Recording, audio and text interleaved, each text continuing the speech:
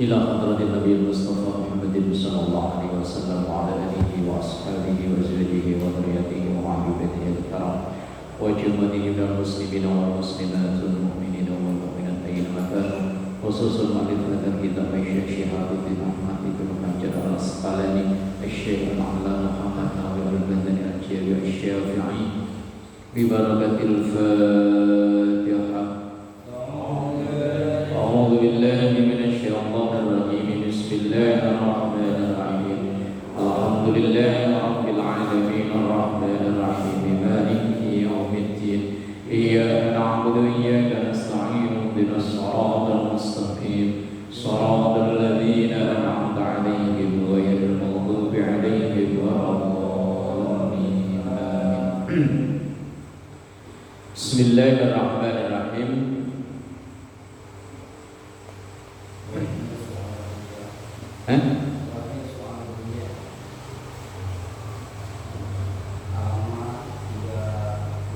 Belum selesai kemarin.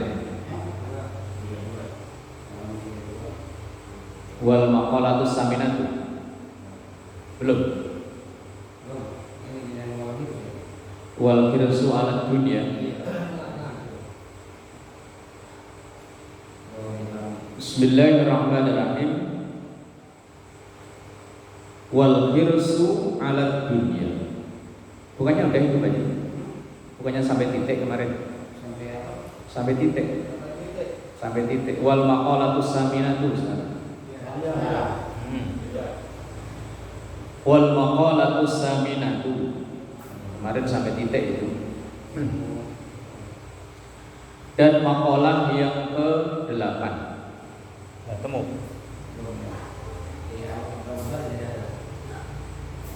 Kitab saya beda. Berapa baris, Mbak?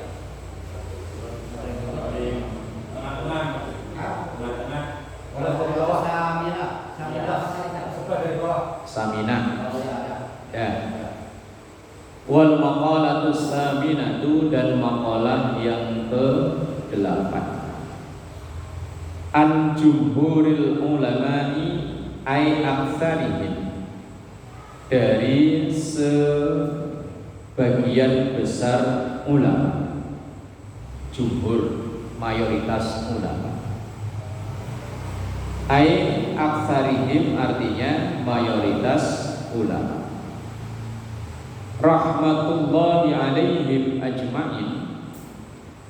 Rahmatullah, semoga Allah rahmat Allah alaihim, semoga atas mereka, yaitu para ulama, ajma'in, ya semuanya.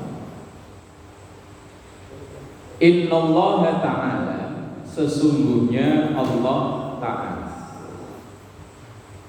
akrama, mengagungkan, memuliakan, nabiyahu, nabinya, Muhammadan sallallahu alaihi wasallam, Nabi Muhammad sallallahu alaihi wasallam, bi khamsi karomatin, dengan 5 kemuliaan, dengan 5 karomah, keramat kalau bahasa kita. Cuma kalau di kita itu keramat dipahami yang aneh-aneh, bisa terbang, terus jalan di atas air. Kalau saya juga bisa di atas kapal, terbang juga bisa, tinggal naik Garuda. Akramahu, Allah memuliakan Nabi Muhammad bil ismi, dengan nama, wal jismi, dan fisik, wal ata'i, dan pemberian, wal khata'i, dan kesalahan, war ridho, dan keridhaan. 5 kemuliaan yang diberikan oleh Allah kepada Rasulullah sallallahu alaihi wasallam, yaitu ismun, nama, jismun, fisik, ataun, pemberian, khotoun, kesalahan. Kesalahan nanti ada keterangannya. Waridho, dan ridho. 5 karomah atau kemuliaan yang diberikan oleh Allah kepada Rasulullah sallallahu alaihi wasallam. Ammal ismu, adapun nama Muhammad itu. Fanadahu, maka Allah memanggil Rasulullah itu birrisalati, dengan gelar kerasulan. Walam yunadihi, dan Allah tidak memanggil Rasulullah bil ismi, dengan namanya. Kama, seperti nada Allah memanggil jami'al anbiya'i, ke semua nabi alaihimussalam, alaihim, untuk para nabi, assalamu, keselamatan. Mislu, semisal Adam, Nabi Adam, wa Nuh, dan Nabi Nuh, wa Ibrahim, dan Nabi Ibrahim, wa ghairihim, dan yang selain Nabi Adam, Nuh, Ibrahim itu. Yesus yang lain semuanya. Jadi kemuliaan yang diberikan oleh Allah pada Rasulullah sallallahu alaihi wasallam yang pertama adalah berkenaan dengan namanya. Allah memuliakan Rasulullah Nabi Muhammad itu diantaranya dengan cara ketika Allah memanggil itu tidak langsung nyebut namanya. Nah, ini etika buat kita juga begitu. Kalau kita memanggil orang yang kita hormati, itu kan kita tidak langsung manggil namanya. RT aja dipanggilnya RT, apalagi langsung naik ke atasnya RW. Untuk menghormati dia, nah kita kan manggil jabatannya, manggil gelarnya. Pak Haji, ayo kan. Kalaupun tidak, ya paling tidak orang yang kita hormati kita panggil Pak, Mas, Mbah Slamet, Lai. Kalau orang Jawa ya Mas, kalau orang Batak Lai. Ini kalau orang Madura Cak. Ini termasuk penghormatan. Memanggil tidak langsung menyebut namanya. Ini kadang ada orang nyebut Rasulullah langsung namanya. Allah aja memanggil Rasulullah tidak langsung namanya, tetapi memanggil dengan jabatannya atau gelarnya. Kalau nabi-nabi yang lain ya langsung disebut namanya, tapi kalau Rasulullah tidak. Qala ta'ala fi kitabil aziz, firman Allah Ta'ala dalam kitabnya yang agung, yakni Al-Quran. Ya ayyuhar rasulu balligh ma unzila ilaika mir rabbik. Ya ayyuhar rasul, nyebutnya wahai Rasul, tidak wahai Muhammad, enggak, tapi nyebutnya Rasul, gelarnya. Ya ayyuhar rasul, wahai utusan Allah, balligh, sampaikan ma unzila, apa yang diturunkan ilaika kepadamu, mir rabbika, dari Tuhanmu. Apa yang diturunkan oleh Allah kepadamu ya sampaikan. Kalau dalam sifat wajib para rasul, tabligh. Kan sifat para rasul itu kan sidik, amanah, tabligh, fatonah. Kalau dalam Aqidatul Awam, arsala anbiya adzawi fatona. Ayo lanjutin. Arsala anbiya adzawi fatona. Nah, itu apa ada gunanya kan? Bisidqi wat tablighi wal amanah. Itu sifat para rasul. Masih pada hafal enggak? Dikit. Coba 5 biji aja, 5 biji dari awal. Bareng-bareng aja, bareng-bareng aja. Ayo bismillah coba. 1, 2, 3.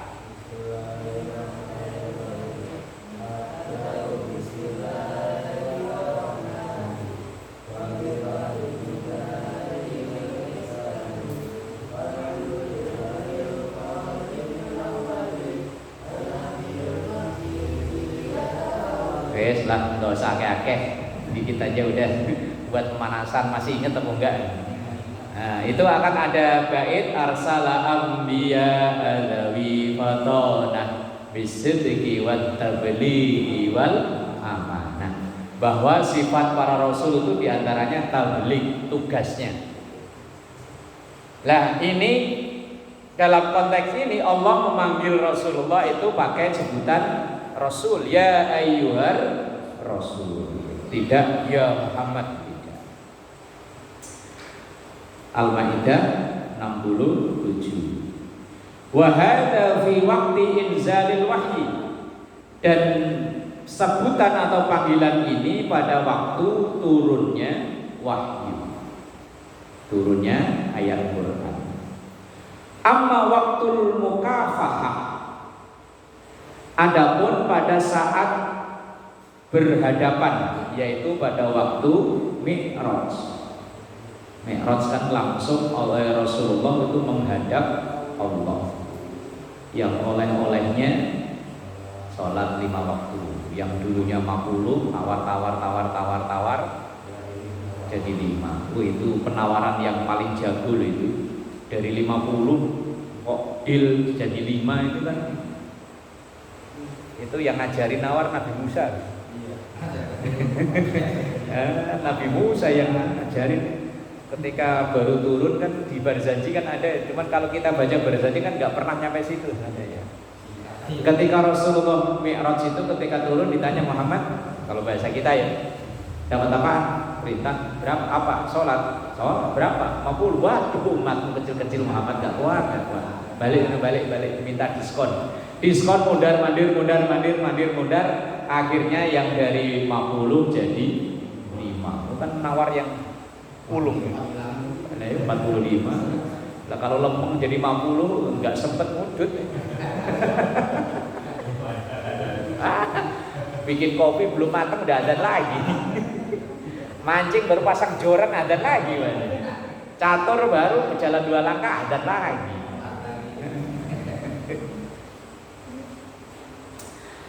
Amma waktul mukafahah, adapun pada saat mukafahah itu berhadap-hadapan. Faqala ta'ala, maka berfirmanlah Allah Ta'ala li nabiyina, kepada Nabi kita Muhammad sallallahu alaihi wasallam, Lailatul Mi'raj, pada malam Mi'raj. Nah, kalau pada saat itu Allah memanggil langsung namanya, ya Muhammad sal tu'ta. Muhammad sal atau mintalah, tu'ta maka akan diberi. Ini yang pertama. Rasulullah itu dimuliakan dengan namanya, sehingga yang terbukti sampai sekarang nama yang paling banyak disebut di muka bumi ini adalah nama Muhammad. Coba aja misalnya dalam sehari satu musola ini nyebut ketika azan sekali, qomat sekali, minimal kan itu ya. Berarti dalam sehari kan 10 kali, lain selawatan itu. Itu baru satu musola. Di Indonesia ini ada berapa juta musola sama masjid, dan di situ terus menyebut nama Muhammad. Maka nama yang paling banyak disebut di muka bumi ini Muhammad. Kalau selamat juga banyak Mbah ya. Asal ada orang mau pergi, ya wes hati-hati, selamat. Asal ada orang ya selamat berbahagia, selamat menempuh hidup baru. Nama si Abudin ya jarang-jarang. Jarang disebut. Nama Muhammad paling banyak. Wa ammal jismu, adapun jisim. Jisim itu berkenaan dengan fisik. Kalau dalam berzanji kan wa kana sallallahu alaihi wasallam akmalan nasi khalqan wa khuluqan. Rasulullah itu adalah makhluk yang sesempurna manusia, khalqan baik dari fisiknya, wa khuluqan dan akhlaknya. Kalau dalam berzanji itu Itu kan disebutkan fisiknya Rasulullah itu beliau kalau kumpul dengan orang yang tinggi beliau gak kalah tinggi. Kumpul dengan orang pendek beliau yo gak kelihatan paling tinggi. Wes pokoknya bisa ngimbangi. Fa idza da'a an-nabiy sallallahu alaihi wasallam syai'an wa idza da'a, dan ketika Rasulullah berdoa, memohon atau meminta, an-nabiy sallallahu alaihi wasallam syai'an, sesuatu, fa ajaba bihi huwa bi nafsihi anhu, maka Allah mengijabah semua apa yang diminta oleh Rasulullah sallallahu alaihi wasallam.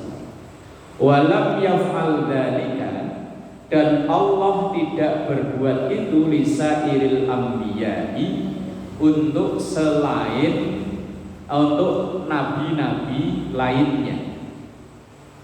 Wadzalika, dan itu terjadi annahu sallallahu alaihi wasallam, sesungguhnya Rasulullah sallallahu alaihi wasallam radda, mengembalikan aina Qatadah, mata Qatadah bin Nu'man. Ini kan ceritanya Qatadah itu pada saat satu peperangan tertentu kena luka sehingga matanya itu kayak dicongkel sama lawan. Itu lanjutannya kita baca dulu. Bada'an sakotot, setelah mata itu sakotot itu jatuh ila khaddihi, sampai ke pipinya Qatadah, wa nahwi dzalika, dan yang semisal dengan itu.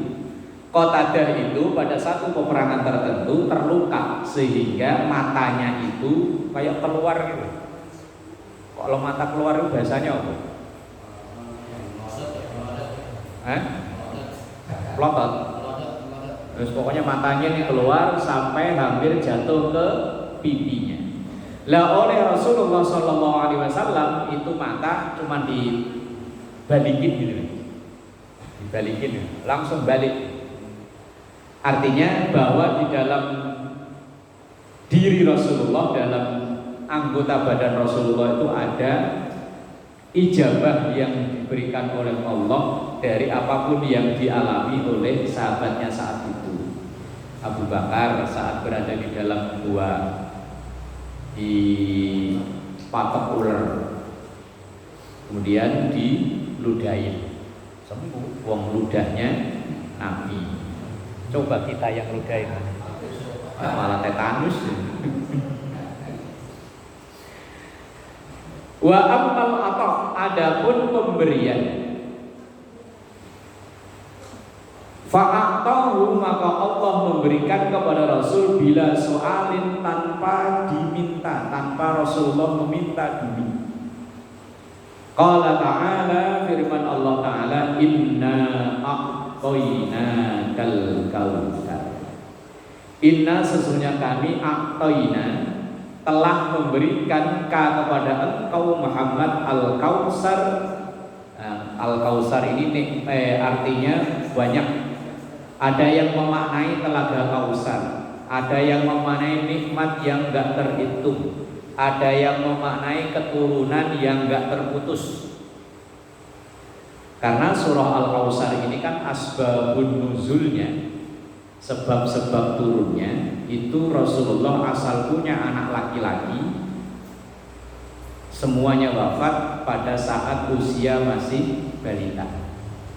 Sehingga budaya Quraisy saat itu, kalau ada seorang kepala rumah tangga, seorang ayah, seorang bapak kok nggak punya anak laki-laki, maka itu dianggap aib, dianggapnya abtar. Abtar itu orang yang terputus keturunannya. Nah, ketika Rasulullah dibuli dengan bulian abtar itulah turun ayat inna a'tainakal kautsar fasholli li rabbika wanhar inna syani'aka huwal abtar. Inna, sesungguhnya kami, a'tainaka, memberikan kepada engkau Muhammad al-Kautsar. Nah, tadi itu itu. Ada yang Kausar itu dimaknai telaga Kausar yang nanti di akhirat. Ada dimaknai Kausar itu nikmat yang tak terhingga. Ada yang memaknai Kausar itu keturunan yang gak terputus. Makanya ya sampai sekarang keturunan Rasulullah masih ada menyebar ke seluruh penjuru dunia. Al-Kausar.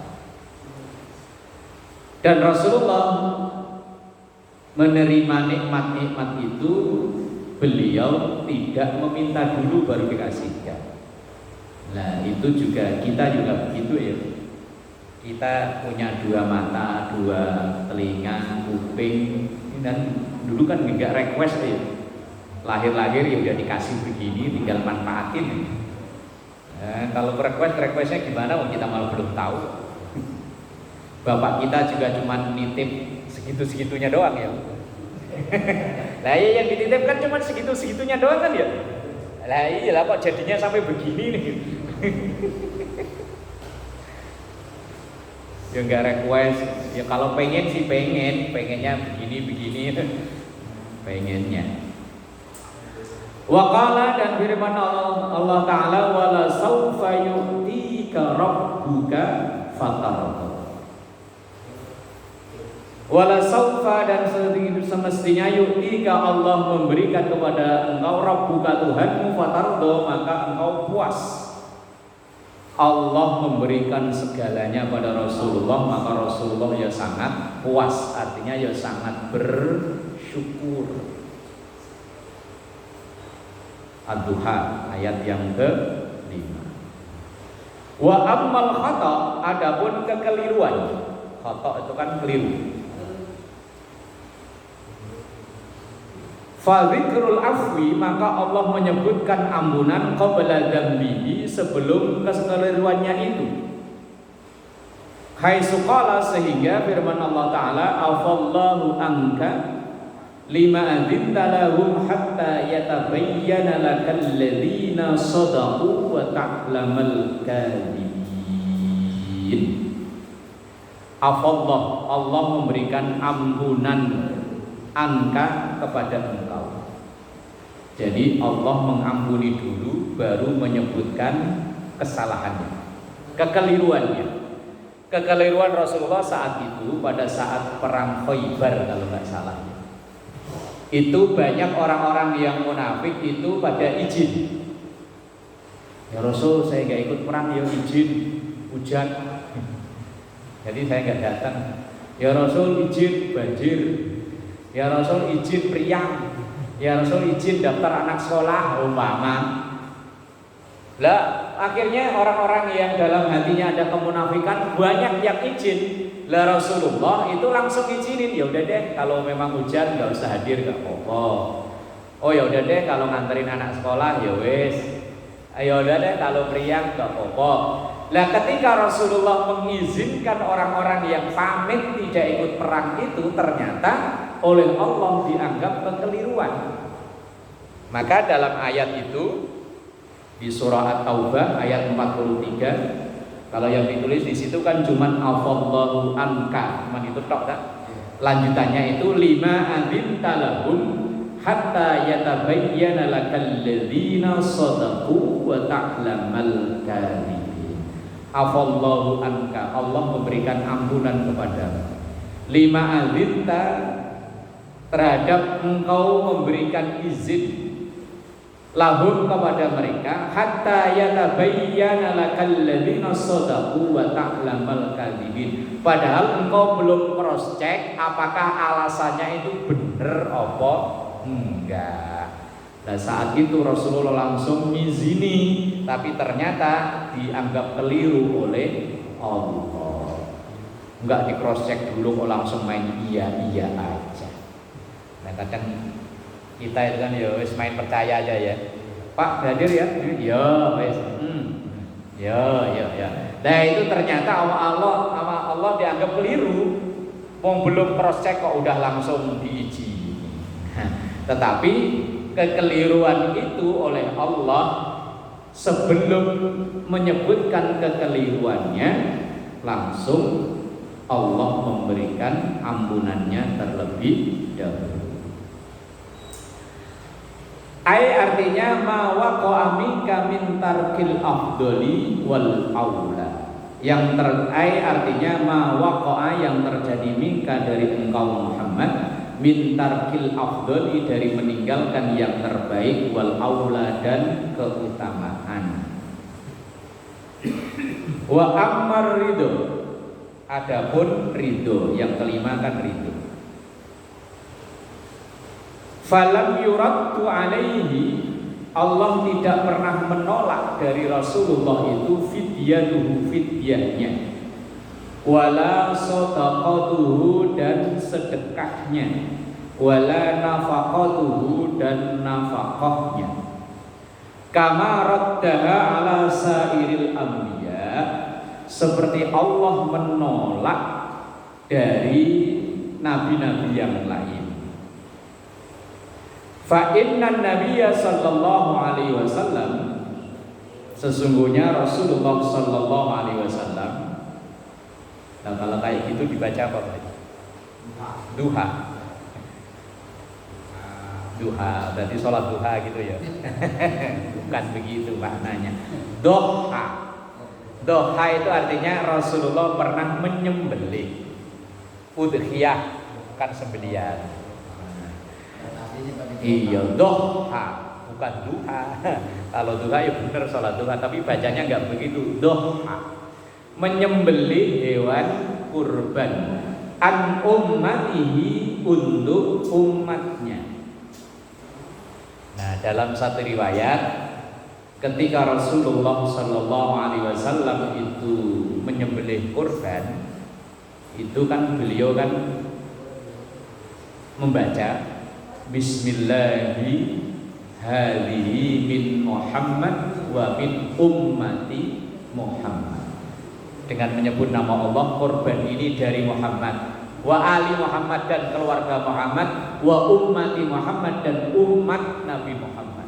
Jadi seandainya kita yang ekonominya kurang beruntung nggak bisa kurban, udah dikurbankan oleh Rasulullah Sallallahu Alaihi Wasallam. Dan dari cerita ini yang memperbolehkan kurban satu ekor untuk sekeluarga. Misal kayak Pak Haji, kurban satu, mengatasnamakan Pak Haji satu orang aja, Pak Haji sak, maka keluarga yang lain udah tercakup, udah dapat. Tapi dalam mazhab Syafi'i satu orang satu kambing, makanya terjadi perbedaan. Karena ini masuk dalam ranah fikih. Dulu waktu Syekh Ali Jabir masih ada, kan menfatwakan itu, bahwa satu ekor kambing yang berkurban kepala keluarga, maka seluruh keluarganya udah tercakup. Misalnya kayak Pak Pardi, misalnya kurban satu atas nama Pak Pardi, walaupun di situ tidak disebut nama anak-anaknya, maka ya semuanya udah ikut. Bahkan seandainya, ini kadang ada aja orang yang ngototnya begini loh, nulis misalnya panitia nulis namanya keliru umpama namanya Mbah Slamet, ditulis Salim. Itu Salim siapa? Itu yang rumahnya H7 ya, H7 nomor 11. Bukan Salim Slamet. Tahu ini Salim.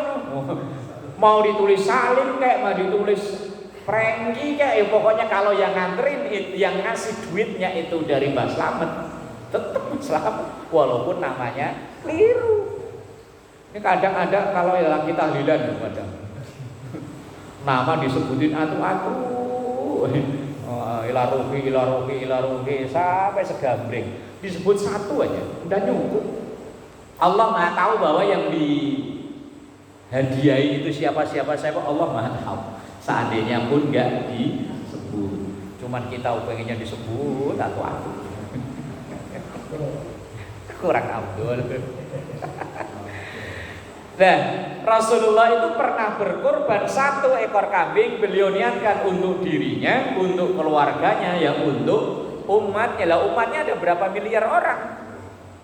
Lah ini juga yang jadi alasan kenapa kadang di sekolah-sekolah itu ya Di sekolah itu kan kadang siswa-siswa di iuran ya. Iuran entah berapa, biasanya berapa kalau di sini? 50. Ayo 50 satu kelas umpama 50 anak, kan 50 kali 50 dapatnya berapa? 2,5 juta ya. Nah, kan dapat kambing kan tuh ya. 2 juta mah dapat lah ya. Kalaupun dapat ya kecil. Belum pantas disembelih. Umpama 2 kelas lah ya, 2 kelas berarti kan 4 juta. Nah, ini yang jadi alasan itu tadi itu diperbolehkannya. Tapi kalau yang tidak membolehkan ya udahlah, hitung-hitung sedekah, diniatin untuk 1 orang, misalnya wali kelasnya. Ya yang diwalini siapa ya ikut semua. Kadang nggak usah ngotot, wah nanti anak saya berarti nggak ikut kurban lah. Pokoknya Allah Maha tahu aja. Nggak usah ngeyel masalah begitu-begituan aja. Lah iya. Kadang logikanya orang itu kan ya kambing 1 nanti untuk kendaraan. Nah, kalau kambingnya kecil, yang kurban orangnya lemu. Nah, terus piye? Yang lebih repot kalau patungan 7 orang. Ya, patungan 7 orang. Udah kalau sapinya kecil, orangnya yang kurban lemu-lemu. Itu 7 itu diangkat sekaligus apa dilangsir satu-satu. Lah iya kalau ada yang 1 orang baik udah berangkat duluan. Yang 1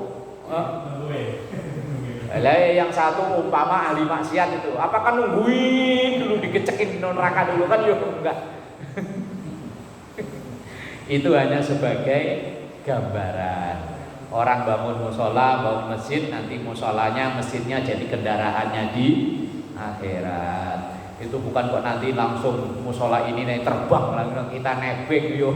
Lah kalau yang nyumbang ini 1.000 orang ya nggak muat musolanya. Ini hanya sebagai gambaran saja. Doha Rasulullah pernah berkurban an ummatihi dari umatnya. Nah kalau kayak itu dibaca apa Pak? Yang lanjutannya itu wa kafaro. Bingung ya.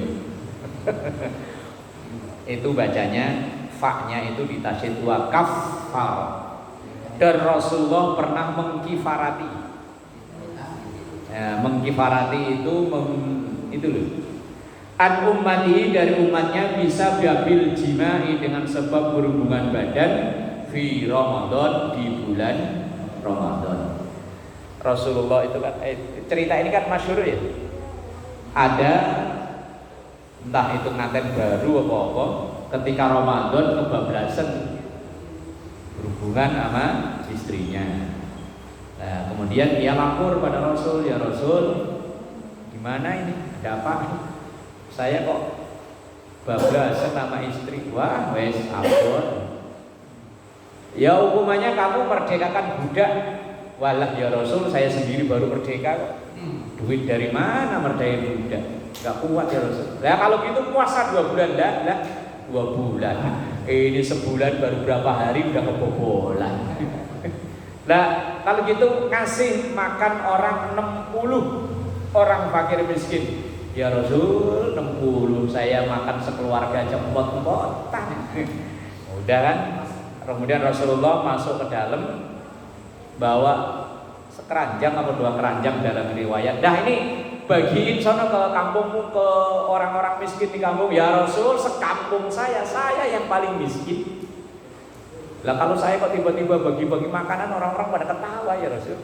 Biasanya saya dibagi, masuk bagiin. Saat itu Rasulullah langsung tertawa dan kesaksian para sahabat yang lihat, baru itu Rasulullah tertawa sampai kelihatan giginya. Berarti kan ketawanya ya beneran ya. Kalau nah iya, nggak hanya senyum kan? Karena ngelihat orang kok uniknya kayak begini loh. Jujurnya loh, lugu jujur, udah berhubungan sama istri ngaku jujur, suruh merdekain budak, katanya dia sendiri baru merdeka. Suruh puasa 2 bulan baru seminggu aja udah jebol. Lah suruh ngasih makan, nah dia sendiri paling miskin. Akhirnya ya udah bawa pulang makan sama keluargamu.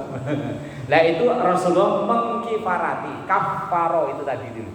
Kafaro itu mengkifarati, membayarkan denda. Yang melakukan sahabatnya, yang membayar dendanya Rasulullah. Itu kalau saya datang, udah kismin nekat lagi saya gitu ya. Ya kalau saya, untungnya bukan saya kan ya. Kalau Rasulullah ya enggak, wes gimana. Akhirnya makanan itu dibagikan ke orang, bukan dibagikan, ya dimakan untuk keluarganya dia itu sendiri. Lah, itu artinya Rasulullah itu diberikan keutamaan oleh Allah memberi untuk umatnya. Tadi kurban, kalau seandainya nggak bisa kurban, ya wes yang mengkurban Rasulullah, tapi pahalanya untuk semua umatnya. Itu kan berdasarkan wahyu juga, dia apa dia menentukan sendiri gitu ya. Ya wa ma yantiqu 'anil hawa in huwa illa wahyu yuha. Rasulullah itu enggak mengambil keputusan ya tidak semaunya sendiri, tapi dengan in huwa illa wahyu yuha, tapi dari wahyu yang diwahyukan. Semisal kesalahan itu tadi loh, yang tadi kan ada kesalahan, yaitu memang desain Allah untuk mengajarkan kepada umatnya bahwa kesalahan apapun berhak untuk mendapatkan maaf. Itu memang didesain oleh Allah bahwa Rasulullah itu ya keliru, tapi ya tadi itu kekeliruan itu memang sudah direncanakan untuk mengajarkan kepada umatnya. Sama seperti Rasulullah kan beberapa hari yang lalu ya, waktu kapan kita ngaji, Rasulullah ya pernah subuh kesiangan ya. Ketika dalam perjalanan pulang, ketika di jalan udah sangat capek, beliau bilang, ayo kita istirahat sementara 2 orang jaga. Ya saat itu yang ditugaskan Bilal sama 1 orang. Lah kemudian ketika Rasulullah dan yang lain tidur, nah Bilal ya ketiduran juga. Begitu ketiduran, mereka bangun ketika matahari udah terik ke kulit ini, udah kerasa. Berarti kan udah siang kan ya. Udah mungkin ya udah jam 8 atau jam berapa. Lah ketika bangun lah kesiangan. Nah itu berarti kan kalau boleh itu dianggap kekeliruan, tapi kekeliruan yang memang diatur oleh Allah supaya umat itu tahu bolehnya melaksanakan sholat yang disebut qadha. Kalau di luar sana kan katanya nggak boleh qadha, kalau udah ketinggalan ya wis, nah, repot. Padahal ada riwayat itu bahwa Rasulullah itu pernah qadha. Dan juga Rasulullah pernah sholat asar atau duhur cuma 2 rakaat. 2 rakaat, assalamualaikum, assalamualaikum. Dikiranya udah 4. Lah begitu, ya Rasul, ini sholatnya ada kosor apa memang duhur itu udah berubah jadi 2? Lalu kemudian Rasulullah, apa iya tadi saya sholat cuma 2? Iya ya Rasul. Ya udah akhirnya sholat lagi. Nah itu kan artinya kekeliruan yang memang didesain untuk mengajarkan bahwa ketika ada kekeliruan seperti tadi sholat subuh kok kesiangan, ya boleh dilaksanakan di luar waktunya. Kalau memang sholat tadi duhur kok misalnya kok salah, yo dilanjut lagi kan? Dilanjut. 2 rakaat lagi tuh. Nah, ditambah 2 rakaat lagi. Artinya nggak ulang dari awal gitu. Enggak. Cuman kalau kita ragu ya lebih baik diulang kalau kita ragu. Apalagi malah udah ngopi, udah ngerokok Pak Haji. Udah ngopi, udah ngerokok, kemudian tiba-tiba katile nyamperin, Pak Haji, tadi kok ngimamin dhuwur cuma 2. Apa iya? Iya. Udah ngopi, udah masang joran baru diingetin ya. Wal maqalatut tasi'atu, dan maqalah yang ke-9, wallahu a'lam bishawab.